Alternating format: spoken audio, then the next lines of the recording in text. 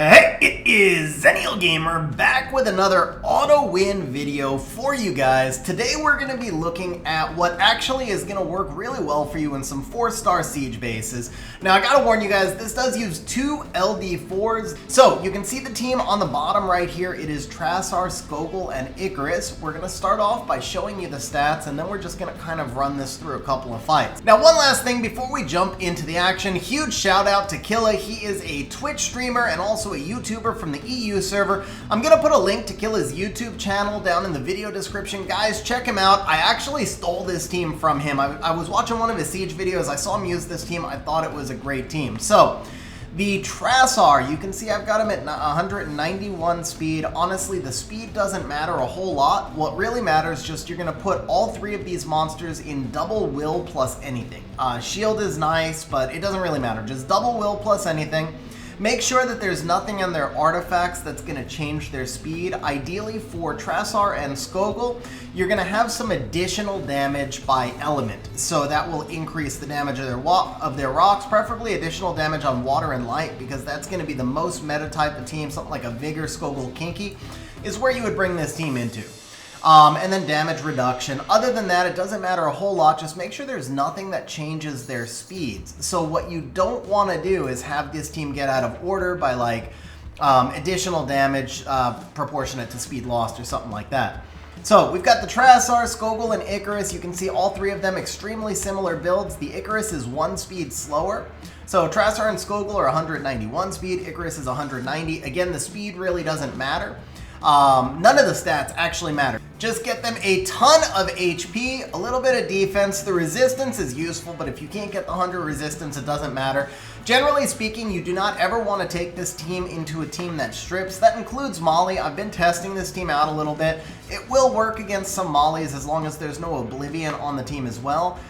But it's still a little risky. So if the enemy team doesn't strip, like this one right here, you can see the Jean-Leo Fireu or Jean-Leo Douglas. This team doesn't strip. This is pretty straightforward. We put 2 rocks up in the air. Now with the Icares, we're going to actually hold our S3. We're just going to basically heal up whatever little damage we took from the fact that we were going second.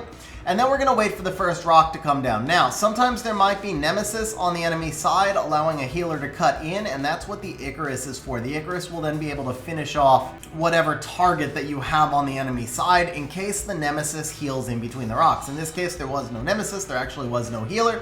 So the Icares wasn't even necessary. We could have 2-mon this one. Okay guys, so you saw how the team worked. We're going to talk a little bit more about what teams you can bring it in again and what teams you can't. But before we go further, I know a lot of you are like, man, 2 OPLD4s, I can't build this team. So there is at least one alternative that I've come up with to replace the Icares, which is Shren. Now, the Icares' role here is almost cleanup, basically. So you've got the 2 massive Skogul rocks dropping down 100,000 damage. The concern is that a Nemesis healer somewhere in between may be able to save the team. So you need the ability to at least finish off whatever the key opponent monster is. In this case, let's say the Lulu cuts in the middle and I need to kill something. For me, the something that I would want to kill first would probably be the Vigor. Ideally, we're going to get 2 monsters killed. So ideally what'll happen is the Lulu's going to cut. Maybe it saves something, but it won't save itself because it's going to be lower HP. So maybe the Lulu saves the KINKIS and the Vigor together. In that case, we want to be able to kill that Vigor and 1v whatever the KINKIS, or vice versa, kill the KINKIS and 1v whatever the Vigor, depending on the teams that you're facing and so forth. So Icares is there because Icares can do true damage and also provide some healing. So another free-to-play monster that can do the same thing is Shren. This is obviously just the 2A light elemental. Now my Shren is not ruined or skilled up or any of that. But for purposes of this video, I just wanted to demonstrate how this would work. There are some other monsters. The reason I talked about the Icares role, there are some other monsters that can serve this role as well. So Kali, the 2A light elemental, the 2A fire, obviously, elemental, would also give you that ignore defense on the skill 2, which is what Shren does, tectonic shift, ignore defense.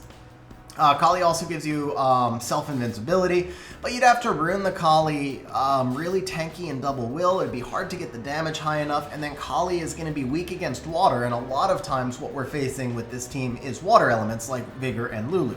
So the Shren's going to do the job just a little bit better. So in this case, we're going to hold the Tectonic Shift because we want to use that as a snipe. We get our 2 rocks up.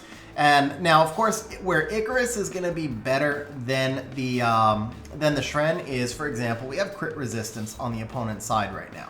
So in this case, if I go into the Vigor, I could miss a crit. So I'm just going to go into the Lulu, and I'm going to miss a crit anyway. That's because the Shren was not ruined for this video. Honestly, that's just because the Shren was not ruined for this video. This was just kind of like me showing you guys how this would work. But yeah, Shren had like 86 crit rate. If Shren crits right there, wait, did I? Yeah, so if Shren crits right there, obviously this is a different story because the Lulu dies to the first.